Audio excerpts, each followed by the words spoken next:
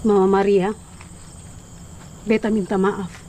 Tampil dengan sederet penghargaan, film yang ditulis dan disutradari oleh Jeremias Nyangun dalam debut penyutradaraannya ini mengangkat kisah seorang TKI dalam misi filantropis untuk menghentikan tindak kejahatan kekerasan seksual.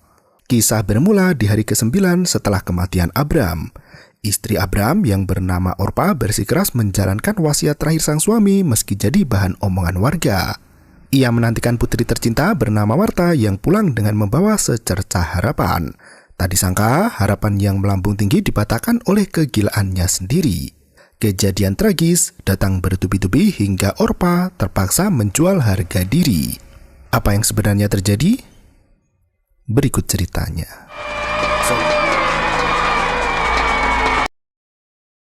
Seorang pria berjalan di gelapnya malam dengan membawa senter dan juga gergaji.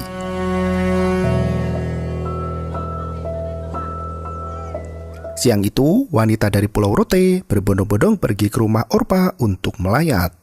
Suami Orpa sudah seminggu lebih meninggal namun masih belum dimakamkan juga. Setiap hari, warga setempat datang ke rumah untuk mengungkapkan duka cita yang mendalam. Pendeta Albert berbicara dengan Pak Lukas yang merupakan ayah kandung Abram. Ia bertanya kapan jenazah Abram bisa dimakamkan. Pak Lukas menuturkan jika Orpa menantunya bersikeras hendak menunggu Marta pulang. Marta adalah putri pertama Orpa dan Abram. Kini Marta bekerja di Malaysia dan mengalami kendala untuk pulang ke Indonesia. Koba, ipar Orpa, turut kesal dengan sikap keras kepala istri kakaknya itu. Ia memanggil Orpa yang masih lemas dan mengurung diri di dalam kamar. Pendeta Albert menyarankan agar Orpa segera memakamkan jasad Abram tanpa perlu menunggu Marta pulang. Orpa langsung menolak dan berkata jika Abram sendiri yang meminta untuk dimakamkan setelah anaknya pulang. Orpa hanya ingin mewujudkan permintaan terakhir suaminya itu. Orpa mengulang perkataannya bahwa Marta pasti akan pulang. Orpa meminta ayah kandungnya untuk mewujudkan apa yang menjadi keinginan terakhir Abram.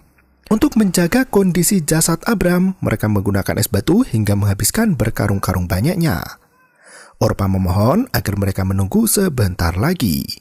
Koba berbisik jika KBRI menemui kendala saat hendak membawa Marta pulang ke Indonesia karena gadis itu berangkat sebagai pekerja ilegal. Orpa langsung keluar untuk menemui Habel, pria yang bertanggung jawab atas Marta di negeri seberang. Habel menegaskan jika Marta sudah lama tidak bekerja di tempat semula. Ia meminta maaf karena sudah membawa Marta ke Malaysia. Niat Habel hanya ingin membantu perekonomian keluarga Marta. Apalagi gadis itu bekerja di perusahaan tempat teman Habel bekerja. Ia sendiri tak tahu jika Marta dicap sebagai pekerja ilegal karena ia sendiri buta hukum dan juga buta prosedur. Orpa sangat kecewa pada Habel karena ia sudah membayar mahal untuk memberangkatkan Marta ke Malaysia. Kini gadis itu kesulitan pulang ke negaranya sendiri sementara ayah Marta harus segera dikebumikan. Orpa meminta pertanggungjawaban Habel agar segera membawa Marta pulang bagaimanapun caranya. Habel tak henti meminta maaf dan berupaya keras untuk menjemput Marta. Melihat ibunya marah-marah, Berta, adik Marta, langsung menenangkan hati Orpa. Sementara Damar, mantan kekasih Marta, hanya terdiam mendengar omelan Orpa. Wanita asli Pulau Rote itu menegaskan jika laki-laki tidak boleh menyakiti wanita karena mereka semua terlahir dari kelamin yang berdarah. Habel menghubungi rekannya yang bekerja bersama Marta di luar negeri. Pria di telepon itu berkata jika Marta sedang jatuh sakit dan belum bisa pulang ke Indonesia. Orpa mendesak pria itu untuk membawa Marta pulang saat itu juga. Ibu mertua Marta ikut pusing melihat sikap keras kepala menantunya sendiri. Pak, kami keluarga mohon, Bapak tolong hubungi Bapak orang di lapangan. Ia membujuk Orpa agar segera memakamkan Abram meski Marta belum pulang. Karena Orpa tetap tak bergeming, ibu mertua sampai berteriak histeris. Mereka mulai kehabisan stok formalin dan rempah-rempah untuk mengawetkan jasad Abram di peti mayat. Orpa menjelaskan jika Marta kemarin di Selangor dan kini berada di Sabah. Bos Marta yang berada di Sabah sudah dihubungi untuk segera memulangkan Marta. Ibu mertua sampai tantrum dan ingin pulang ke Kupang saja. Jauh menghargai Abram, menghargai besar. Orpa sampai lemas dimarahi ibu mertua, namun keinginannya menunggu Marta pulang masih sangat besar. Malam harinya, Orpa bersembunyi di kamar mandi untuk menghindari perdebatan. Keesokan paginya, Orpa pergi ke pasar untuk berbelanja bahan pangan.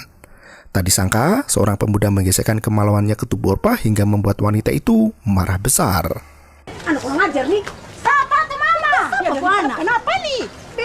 Sesampainya di desa, Orpa menceritakan kejadian di pasar saat seorang pemuda melecehkan dirinya. Ada anak kecil di pasar, dia tempel-tempel dan bulung di mawak pantai. Orly dan beberapa gadis lain ikut emosi mendengar cerita Orpa. Mereka mengancam hendak melaporkan pemuda itu pada Paman Kris dan Paman Abe agar si pemuda mesum mendapat pelajaran. Koba turut emosi dan berkata pemuda mesum itu pasti lahir dari lubang WC. Koba mengingatkan Orpa agar tidak pergi dulu karena jasad Abram masih belum dimakamkan. Jika ingin ke pasar, Orpa bisa meminta tolong pada tetangga. Koba menyalahkan Orpa yang menahan jasad Abram sampai hari ke-8 setelah kematian. Bahkan, Koba berkata jika pelecehan yang dialami Orpa saat di pasar tadi adalah akibat dari perbuatan melawan adat. Berta meminta bibi dan nenek untuk berhenti menyalahkan ibunya. Orpa melenggang pergi sembari meminta maaf karena semua yang terjadi karena kesalahannya sendiri. Udang semua habis. Lu sudah bisa berjalan, nah. Ia melamun di tepi bukit sembari makan singkong rebus. Ia menjatuhkan makanan itu di kumpulan ternak kambing dengan sang penggembala. Malam harinya, Orpa menangis di samping jasad Abram. Ia sedih karena semua orang ragu dengan kepulangan Marta. Apalagi hari ke-8 Bapak sedang istirahat. Namun Tuhan Allah sudah pernah ingkar janji. Hari berikutnya, Kobi sudah sibuk di padang rumput untuk menggembalakan kambing. Ia menyapa Marta saat melintas di depan rumah. Ia meminta maaf karena belum bisa membantu apa-apa. Rumah Orpa masih dipenuhi warga yang saling bahu-membahu untuk mengadakan acara kematian. Mereka memasak bersama di dapur sembari membicarakan berita terkini pemuda yang membunuh kekasihnya sendiri. Hamid. Aduh, lu terlalu lama. Tolong taruh di situ, Sen. Berta berteriak memanggil ibunya sembari berkata jika paman baru saja menelponnya. Mama, Om Habel telepon bilang sedikit ada. Paman Hebel sudah membawa Marta dan sebentar lagi mereka akan segera tiba. Suasana riuh mendadak sunyi. Berta berkata bahwa Paman Hebel dan kepala desa menjemput Marta di Kupang tadi dini hari. Ibu mertua langsung menangis mendengar kabar kepulangan Marta. Begitu juga Orpa yang tertunduk lemas menantikan kepulangan putri sulungnya. Mereka meminta maaf pada Orpa karena meragukan keteguhan hati wanita. Tak berselang lama, sebuah mobil berhenti di depan rumah Orpa. Benar saja, mobil itu membawa si Marta yang sudah ditunggu oleh warga satu desa. Baru saja menginjakkan kaki di tanah kelahiran, Marta sudah harus dihadapkan mayat sang ayah. Nona. Bapak sudah tunggu lama. Akhirnya jasad Abram bisa dikebumikan hari itu juga. Proses pemakaman diiringi isak tangis para warga dan juga kerabat keluarga.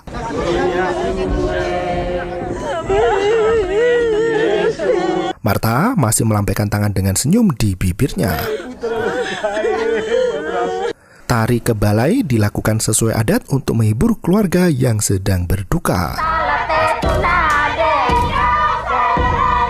Hari berikutnya, rumah Orpa sudah kembali normal seperti sebelumnya. Ia melakukan aktivitas rutin di pagi hari seperti menjemur pakaian dan menyirami tanaman. Samar-samar terdengar suara rintihan Marta di dalam kamar. Orpa bergegas masuk ke dalam rumah dan memeriksa kondisi putri sulungnya itu. Tak disangka, Marta sudah menyelinap pergi dan bertelanjang badan di tepi pantai.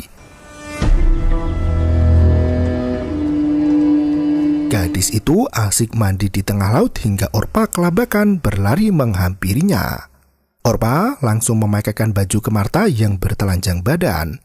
Entah apa yang merasuki pikiran gadis itu, namun semua yang terjadi sungguh tidaklah normal. Orpa dengan sabar mengeringkan rambut Marta sembari bertanya apakah benar putrinya itu sempat terjatuh.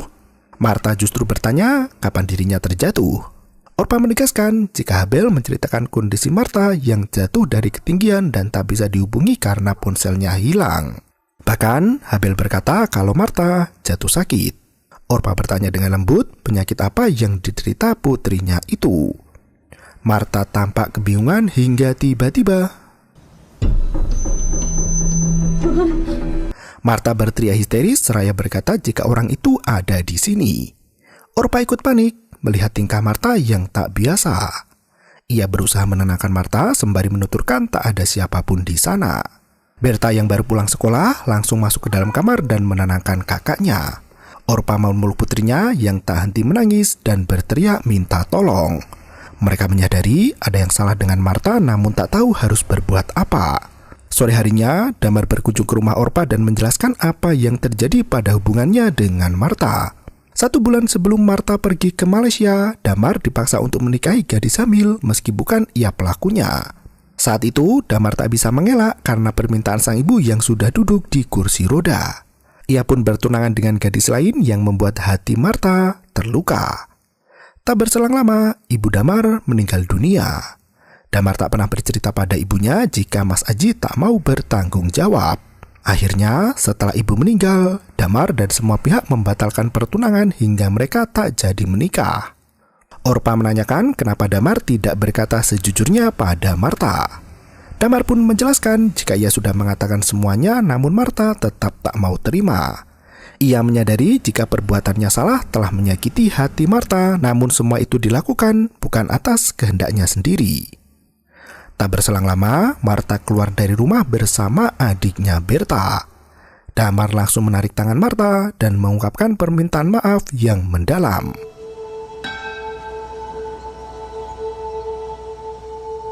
Damar mengajak Marta untuk singgah ke rumahnya seperti dulu. Keluarga Damar sudah sejak lama berjualan tanaman hias. Marta masih ingat dengan tanaman santigi yang diambil dari Oisiri. Marta sempat berkata jika ia berpikir tanaman itu sudah mati. Damar membanggakan diri yang berkuliah di Yogyakarta untuk belajar merawat tanaman. Marta masuk ke dalam rumah dan memperhatikan foto keluarga Damar. Ia pun masih ingat dengan Una, adik kandung Damar yang kuliah di UGM. Damar sibuk menyiapkan makanan yang ia beli di warung. Marta lebih tertarik dengan burung dalam sangkar dan berkata jika orang Rote tidak pernah memelihara burung. Marta tampak lebih segar ketika berduaan dengan Damar. Beta sengaja beli nasi cuma 1 bungkus karena beta makan sedikit saja. Di tempat lain, Orpa berkunjung ke rumah Koba untuk mengantarkan sei babi dari Orly. Paman Abe turun dari pohon lontar untuk memanen air dari pancang. Mereka biasa memanfaatkan tanaman itu untuk industri gula aren. Damar mengantar Marta pulang ke rumah dan meninggalkan burung peliharaannya di teras rumah. Ina, anak tetangga penasaran dengan burung itu. Berta menjelaskan itu burung kolibri. Setelah menurunkan beberapa tanaman, Damar melenggang pergi untuk mengantar pesanan lain dari orang Nembrala. Damar pamit pada Marta, namun gadis itu masih sibuk bermain burung. Berta beta jalan sudah ya. Oh, kakak, itu apa ya warna merah? Marta. Pagi berikutnya, Paman Abe datang berkunjung untuk memberikan hasil air panen dari pohon lontar. Clara, gadis anak tetangga yang sering membantu Orpa di dapur, menyambut kedatangan sang paman.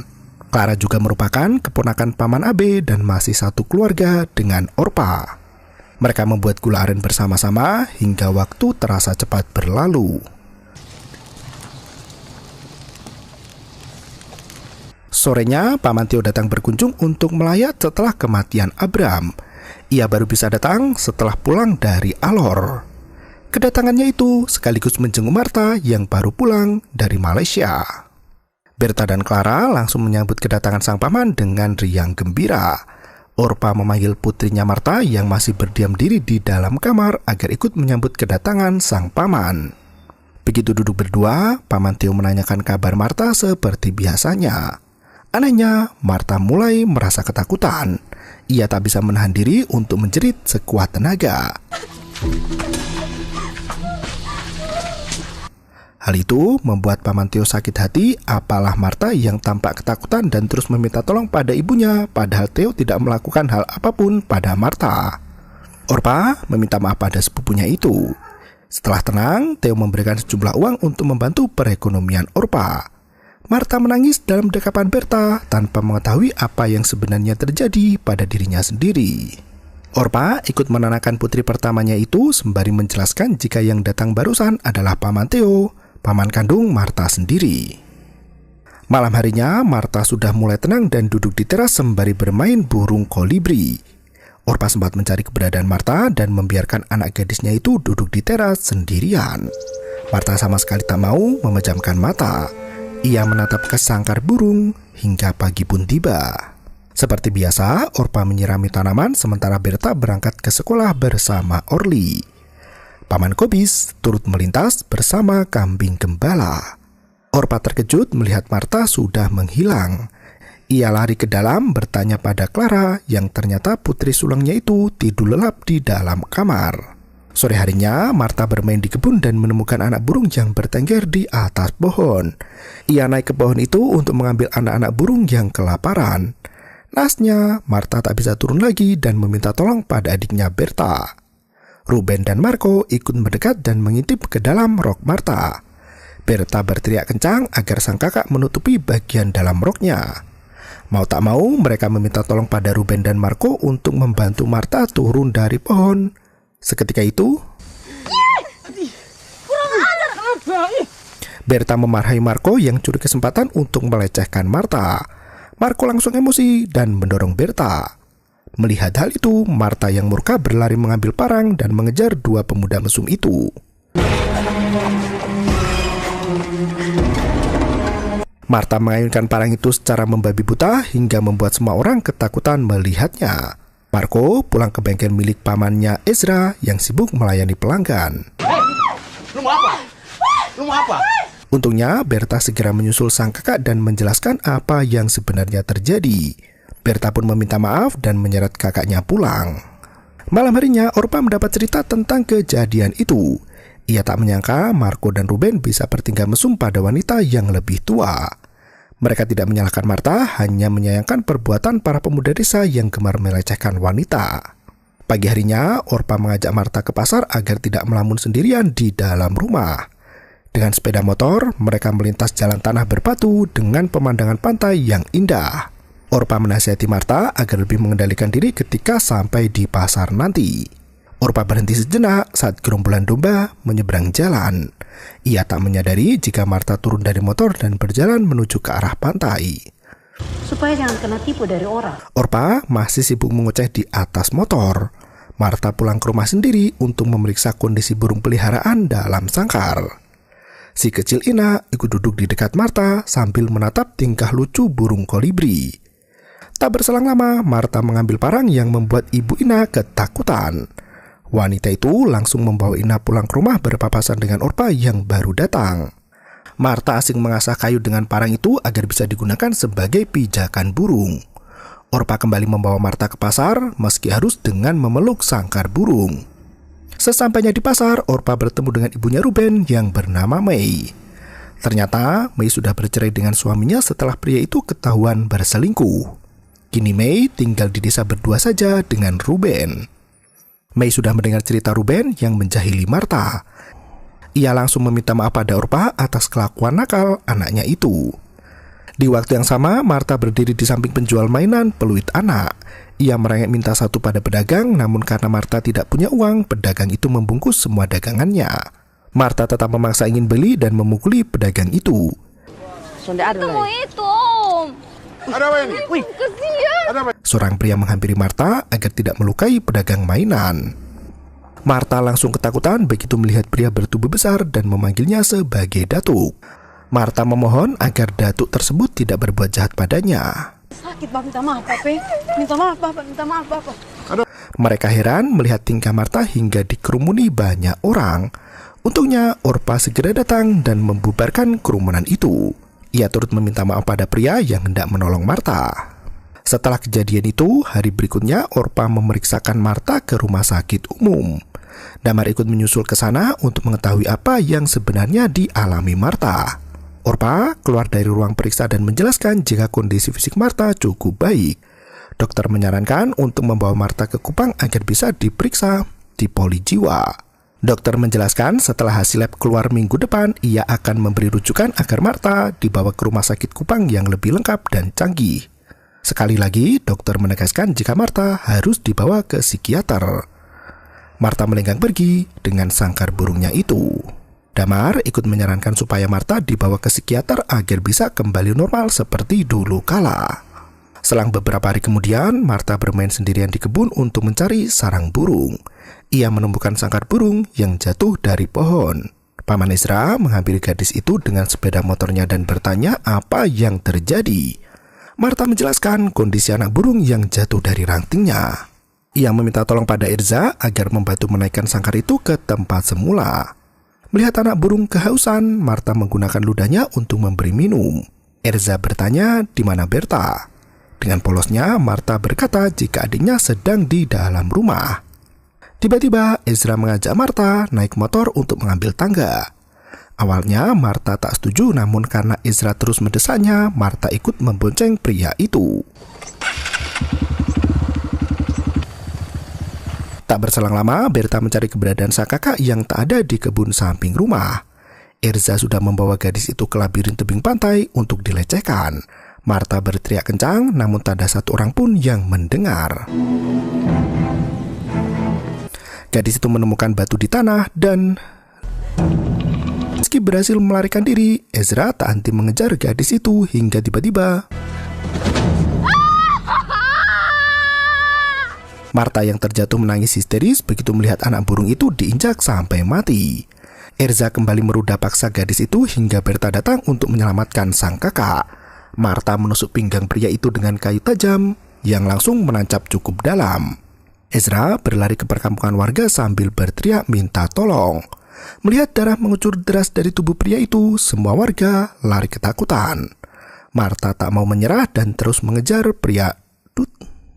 Erza masuk ke dalam rumah Paman Kobis melalui pintu samping yang terkunci. Marta berusaha mendobrak pintu itu, namun tidak bisa dibuka dari dalam. Erza memohon pada Paman Kobis dan mengatakan jika Marta hendak membunuhnya tanpa alasan yang jelas. Marta semakin murka dan melempar botol bensin ke dalam rumah Paman Kobis. Seketika itu, Ezra dan Paman Kobis terpaksa keluar dari kobaran api untuk mencari pertolongan. Paman Kobis langsung menampar Marta yang tega membakar rumahnya tanpa apa-apa. Berta langsung mendorong tubuh Kobis yang tega menampar kakaknya. Api semakin besar hingga rumah Kobis habis terbakar. Orpa membawa Berta dan Marta untuk pulang agar tidak menambah pertikaian warga. Malam harinya, Pak Kepala Desa bernama Pak Lukas selaku ayah kandung Orpa dan Pendeta Albert berkunjung ke rumah Orpa untuk menengahi permasalahan dengan Paman Kobis. Orpa menjelaskan yang sebenarnya terjadi terkait kondisi kejiwaan Marta. Mereka sudah melaporkan Ezra ke polisi agar dihukum penjara. Sebagai kepala keluarga, Pak Lukas memberi petua agar Marta diikat di dalam ruang terpisah agar tidak merugikan banyak warga. Paman Kobis turut meminta keadilan atas rumah yang habis terbakar. Setelah bernegosiasi, Orpa harus membayar 25 juta dibantu keluarga 5 juta pada Kobis sebagai ganti rugi. Orpa menyanggupi hal itu dan terus meminta maaf atas apa yang terjadi. Setelah sepakat, mereka pun berdamai dengan baik. Pagi harinya, Marta dipindahkan ke gudang dengan kaki diikat rantai besi ke tiang. Pak Kepala Desa turut menyaksikan hal itu sebagai sanksi dari perbuatan yang dilakukan Marta pada warga sekitar. Kegilaan Marta dianggap sangat mengganggu dan merugikan banyak orang hingga berakhir terikat di ruangan kosong. Damar ikut sedih melihat nasib mantan kekasihnya itu. Meski begitu, ia tetap peduli. Beberapa hari kemudian, Berta mengirim sejumlah uang pada Paman Kobis. Orpa terpaksa menjual tanah warisan untuk melunasi sanksi adat itu. Kobis pun menandatangani surat terima uang sembari terus menggoda Berta. Sebagai anak SMA, Berta sangat tak suka digoda apalagi oleh pria yang jauh lebih tua darinya. Berta bergegas pulang dan menemani sang kakak. Siang itu, ikatan di kaki Marta dilepas agar bisa lebih leluasa. Marta langsung menyapa bulung kolibri yang ada di sangkar seperti dirinya yang kini terpenjara. Damar melenggang pergi meninggalkan Marta bersama Berta di sana. Selang beberapa hari berlalu, Orpa dan Berta harus membersihkan tempat tidur Marta yang penuh dengan kotoran manusia. Marta pun dimandikan Orpa di tepi pantai dan dirawat dengan baik. Paman Hebel datang membawakan makanan sambil melihat kondisi Marta yang semakin tak karuan. Setelah rapi dan bersih, Marta kembali diikat di dalam gudang. Orpa menyiapkan persediaan makanan untuk Marta karena ia harus pergi bekerja agar mendapat uang untuk tambahan biaya hidup. Marta hanya diam sembari berguling di kolong ranjang yang sudah basah terkena air kencingnya sendiri. Berkali-kali. Meski bibirnya tersenyum, Marta tak bisa menghentikan air mata yang terus menetes membasahi pipi. Saat ia berusaha merusak tiang pancang, tiba-tiba seorang pria misterius menyerang dari belakang dan melakukan tindak asusila pada gadis malang itu. Malam harinya, Orpa dan Berta sibuk membuat gula hingga lupa memberi makan Marta. Gadis itu mengintip dari lubang kayu dan membenturkan piring kosong berharap ibu mendengarnya. Naasnya, kondisi ekonomi yang kian memburuk membuat Orpa lelah bekerja dan pikirannya jenuh. Marta memilih untuk tidur dengan perut menahan lapar dan kencing di atas ranjang. Orpa masih bekerja hingga larut malam. Ia menyadari ada seseorang yang mengintip dari luar rumah. Ia memeriksa ke depan, namun tak terlihat ada orang di sana. Orpa bergegas masuk ke dalam kamar dan mematikan lentera untuk segera tidur. Sosok pria misterius itu kembali datang untuk melampiaskan nafsu bejat. Ia mengenakan pakaian serba hitam agar tidak ketahuan warga seketika itu. 9 bulan setelah insiden malam itu, Berta membawa sang kakak untuk mandi di pantai. Ia membuka pakaian gadis itu hanya untuk menyadari jika Marta berbadan 2. Entah berapa kali Marta digauli oleh pria bejat tak tahu diri. Orpa memanggil seorang bidan untuk membenarkan bahwasannya Marta tengah mengandung. Orpa tertunduk lesu dengan seragam kerjanya itu. Ia memohon ampun pada Marta karena tidak bisa menjaga putrinya sendiri. Orpa bahkan berkata jika dirinya bukan ibu yang baik yang masa bodoh dengan penderitaan putrinya selama ini. Mereka bertanya pada Marta siapa pria yang selama ini menggaulinya. Marta beranjak mendekati sangkar burung dan bersiul untuk menarik perhatian si burung. Orpa melenggang pergi ke polisi untuk melaporkan kasus pemerkosaan putrinya itu. Di waktu yang sama, Marta kini tidur di dalam rumah dengan kaki diikat rantai besi. Berta membawakan sangkar burung kesukaan kakaknya itu dan Marta memberikan kunci gembok rantai pada Berta. Orpa berkunjung ke rumah Habel untuk menemui istri Habel yang bernama Yani. Habel menyambut kedatangan Orpa dengan keprihatinan mendalam. Ia bertanya bagaimana kondisi Marta yang kehamilannya sudah hampir 9 bulan. Orpa terkejut bagaimana Habel tahu kondisi kehamilan putrinya itu. Habel berkata jika tetangga sekitar banyak yang membicarakannya. Tak berselang lama, Yani pulang setelah menjemput anaknya dari sekolah. Habel menuduh Damar sebagai pelaku yang menghamili Marta. Yani bercerita jika minggu lalu Marco ditangkap polisi setelah meraba payudara seorang gadis. Habel mengaku malu punya kerabat seperti Marco. Yani bahkan berkata jika Marco memang dikenal sebagai penjahat kelamin. Erza pun sudah dipenjara setelah melecehkan Marta. Sore harinya, Orpa bersama tetangga wanita membicarakan siapa pelaku yang tega menghamili Marta. Yani ikut nimbrung bersama mereka dan berkata jika pelaku pemerkosa Marta harus dihukum kebiri agar tidak mengulang perbuatan bejatnya lagi. Koba menegaskan mulai hari ini mereka harus menaruh curiga pada semua orang di Pulau Rote. Orpa terpengaruh dengan omongan warga dan langsung menuduh Damar. Ia pergi ke rumah pemuda itu untuk menanyakan yang sebenarnya. Saat itu, Damar baru kembali dari Yogyakarta untuk menyelesaikan kuliah sekaligus menjenguk kakek neneknya di sana. Orpa mengabarkan jika Marta berbadan 2. Damar sontak terkejut, bukan kepalang. Menanggapi tuduhan Orpa, Damar menjelaskan jika ia tidak akan melakukan hal sekecil itu pada Marta. Damar langsung menuju ke rumah Marta untuk menjenguk gadis malang itu.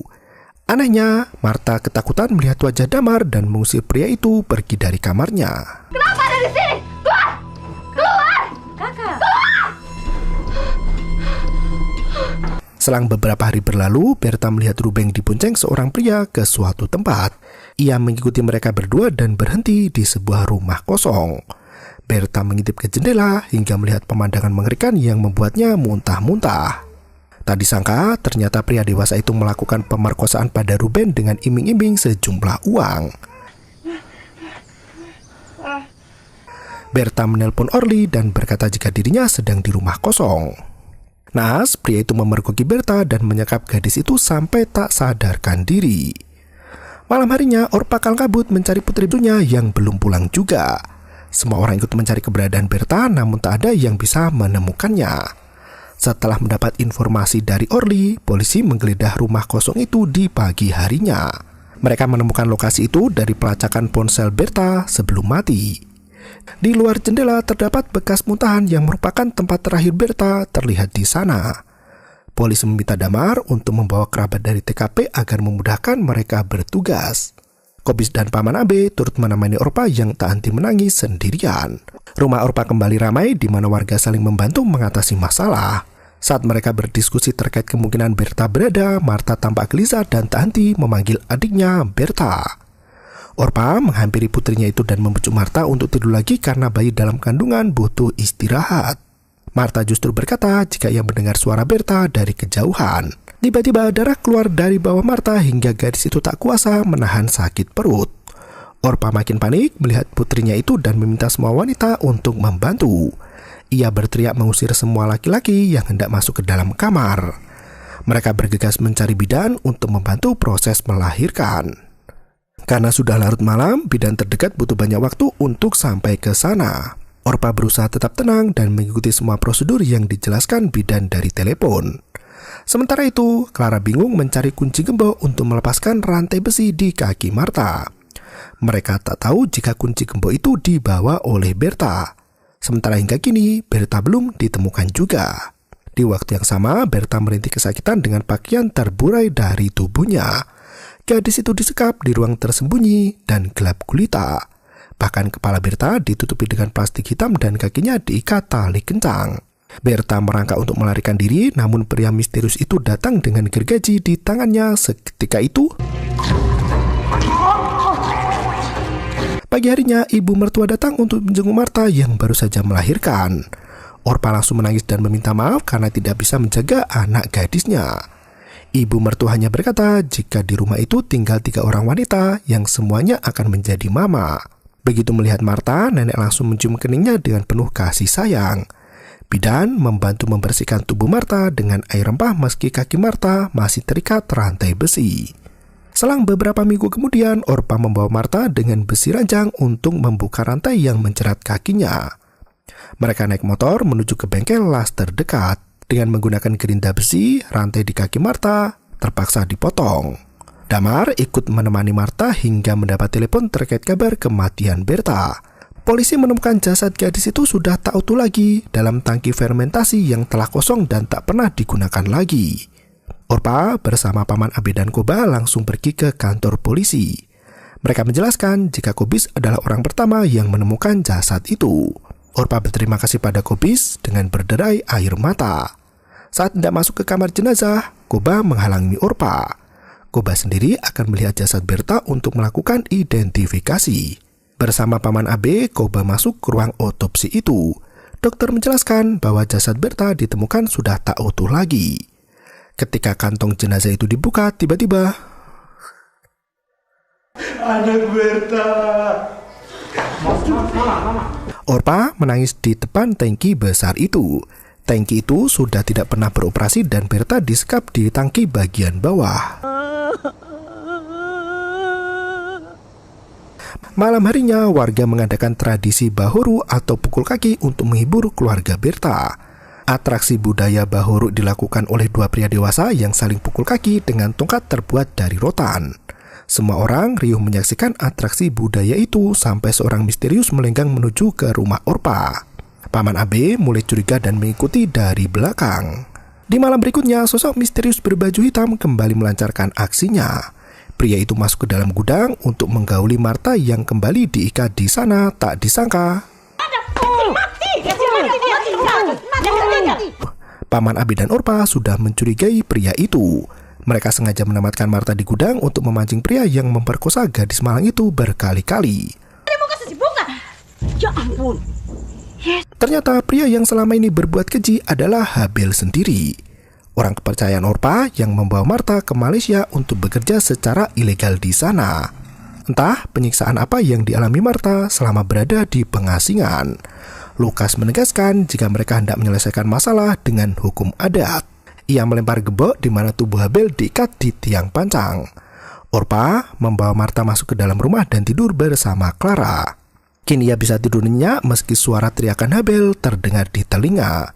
Setelah mendapat kabar tentang pelaku yang sebenarnya, Damar ikut emosi dan memukuli pria biadab itu.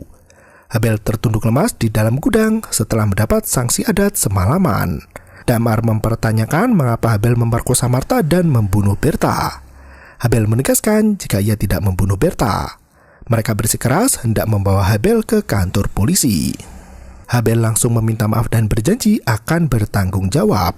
Ibu mertua sangat kesal melihat tingkah pria itu. Orpa tetap bersikeras melaporkan ke polisi dan menuntaskan hukum adat yang berlaku. Yani datang ke rumah Orpa dengan tangis sesenggukan. Ia memohon agar suaminya Habel tidak dilaporkan ke polisi.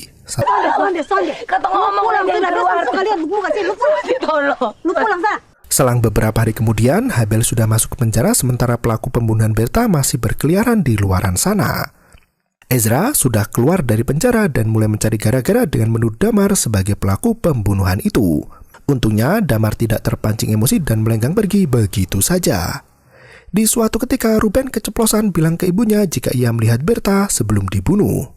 Orpa memberikan sejumlah uang pada Ruben agar mengatakan yang sejujurnya. Ruben pun berkata jika ia terakhir kali melihat Berta di dekat rumah kosong. Orpa bertanya dengan siapa Ruben ke rumah kosong itu. Ternyata Ruben digauli Ezra di sana, namun anak itu tidak bercerita. Ibunya sampai heran berbuat apa putranya dengan Ezra di dalam rumah kosong. Ruben tak tahu kemana Berta selanjutnya karena ia berpisah dengan Ezra setelah perjumpaan singkat 15 menit itu. Orpa kini berusaha mencari kebenaran tentang pembunuh Berta. Motor putri bungsunya itu ditemukan di depan rumah kosong, namun mayatnya ada di dalam tangki. Ia meminta bantuan Kobis sebagai orang pertama yang melihat jasad Berta. Ponsel Berta mati entah kemana. Ia membutuhkan saksi dan bukti untuk menangkap pelaku pembunuhan biadab itu. Orpa berkata jika ada orang yang mengetahui kejahatan namun tidak melaporkannya, maka orang itu sama biadabnya dengan penjahat. Malam harinya, Habel harus menjalani tradisi yaitu meminta maaf pada leluhurnya sendiri. Habel menangis di depan tengkorak ibunya dan menunjukkan tengkorak ibunya itu pada Orpa. 204. Susi, ini harga untuk 3 hari. Beta sudah bayar, Susi. Makasih Habel. Yani. Orpa sudah memaafkan Habel, namun tekadnya tetap kuat untuk meneruskan laporannya ke polisi. Orpa menegaskan satu hal pada Yani yang tidak berhenti menangis. Ia melaporkan Habel bukan karena benci, namun agar penjahat itu jera dan tidak ada korban lain lagi.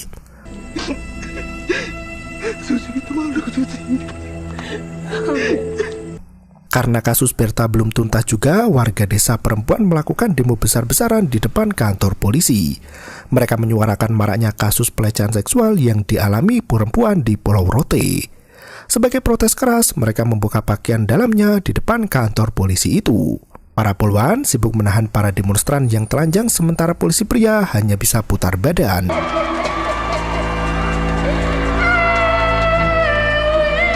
Dalam menunggu keadilan, Orpa menangis di pusara suaminya untuk mengatakan segala keluh kesah yang menyesakan dada. Seiring berjalannya waktu, kondisi Marta kian membaik dengan bantuan Damar yang selalu menemani. Pagi itu, Orpa sudah pergi dari rumah. Clara berkata biasanya Mama Orpa akan pergi ke tangki untuk mengenang mendiang Berta. Tak disangka Orpa pergi ke rumah Kobis untuk mencari tahu siapa pelaku pembunuhan Berta yang sebenarnya. Karena pria itu masih berbelit-belit, Orpa melepaskan semua perhiasan di badannya. Ia memberikan semuanya agar Kobis buka suara. Ini sudah sebanding dengan risiko. Bahkan cincin kawin pun dilepas untuk mengungkapkan kebenaran dari pembunuh putrinya.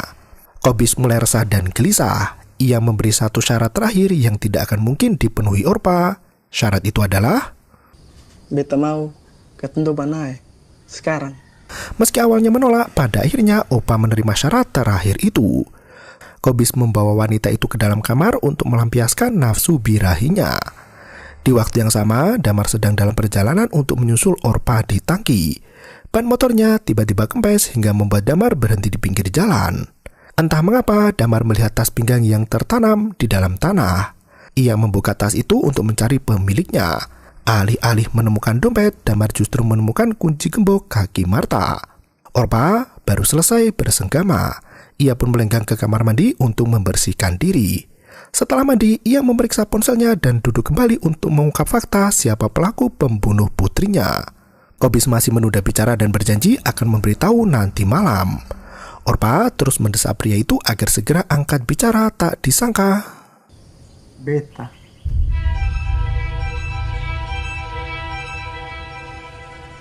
Orpa langsung mengambil semua uang dan perhiasan begitu mengetahui Kobislah pelaku pembunuhan Berta. Nas, keinginan membunuh Kobis kembali membara. Ia mencekik leher Orpa yang lemah hingga membuat wanita itu kehabisan nafas. Dengan potongan kursi yang dilempar ke arahnya, Orpa menusuk perut pria itu hingga berdarah. Orpa berteriak bahwasanya dosa menghambat keselamatan. Kobis terbaring lemah tak berdaya. Orpa sempat merokok sebelum meninggalkan pria itu. Kobis kembali bangkit dan menyeret kaki Orpa. Untungnya Orpa bisa melawan dan membuka pintu depan. Damar sibuk menelpon Orpa, namun ponsel wanita itu tak bisa dihubungi. Orpa berlari dengan kaki telanjang meninggalkan Kobis yang sudah tak bernyawa dan film pun berakhir. Dengan menonjolkan kemolekan budaya Tanah Rote, kisah dalam film ini menyoroti kasus pelecehan seksual terhadap kaum lemah, baik itu wanita ataupun anak-anak yang rentan terhadap ancaman. Tak heran jika film ini menampilkan beberapa kejadian vulgar yang eksplisit seperti adegan pemerkosaan, pelecehan, hingga pembunuhan. Perjuangan Orpa sebagai ibu turut disoroti di mana seorang wanita rela memberi nyawa untuk buah hati tercinta. Seburuk-buruknya di mata orang lain, anak itu tetap pelita di hati kedua orang tuanya. Kesehatan mental ikut menjadi prihatin di mana Marta tidak mendapat pengobatan yang semestinya. Alih-alih dibawa ke psikiater, Marta justru dikurung dalam gudang yang membuat batinnya semakin sengsara. Sang sutradara memberi pesan mendalam bagi setiap korban yang pernah merasakan agar lebih berani menyuarakan keadilan. Meski satu dunia menentang, siapapun yang merasakan kekerasan harus berani speak up dan melawan. Dalam Islam, orang yang diam ketika melihat kejahatan termasuk perbuatan yang tidak diperbolehkan dan dianggap menzalimi hati nurani. Ketika seseorang melihat kemungkaran, maka ia harus mengubah dengan tangan, lisan, dan hatinya. Jika tidak bisa mengubah dengan tangan, maka ia harus mengubah dengan lisan, dan jika tidak mengubah dengan lisan, maka ia harus mengubah dengan hatinya.